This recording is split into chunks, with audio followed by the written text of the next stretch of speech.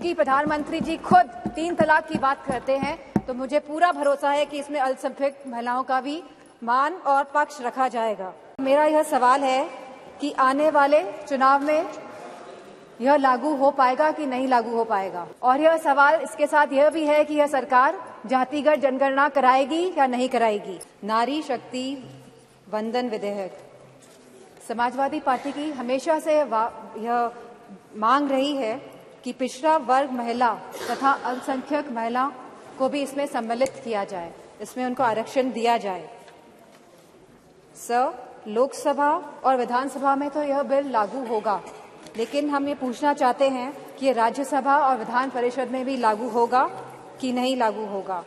13 साल से यह बिल अटका हुआ था और लगभग 1 दशक पूरा होने जा रहा है भाजपा की सरकार को,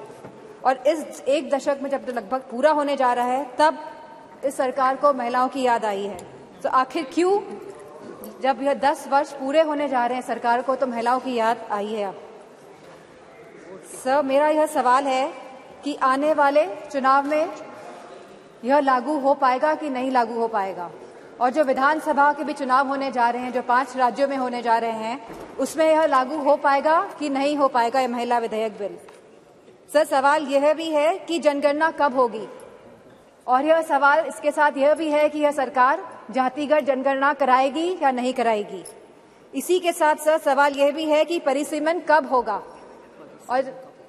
परिसीमन के आधार पर ही आरक्षण महिलाओं को मिला जाएगा। प्रधानमंत्री जी ने कहा था कि हमें सिद्धि की बात करी थी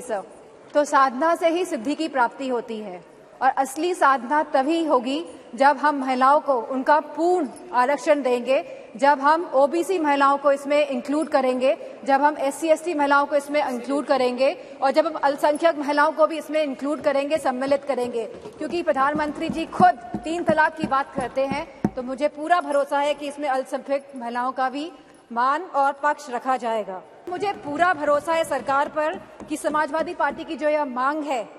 वो इस पे श्रवण भी करेंगी, मनन भी करेंगी, और इसका निधि ध्यासन भी करेंगी। मुझे पूरी उम्मीद है कि हमारी पिछड़ा वर्ग महिलाओं जो बहुत पिछड़ी हैं, जिनकी आप समझ नहीं सकते कितनी वो पिछड़ेपन से गुजर रही हैं,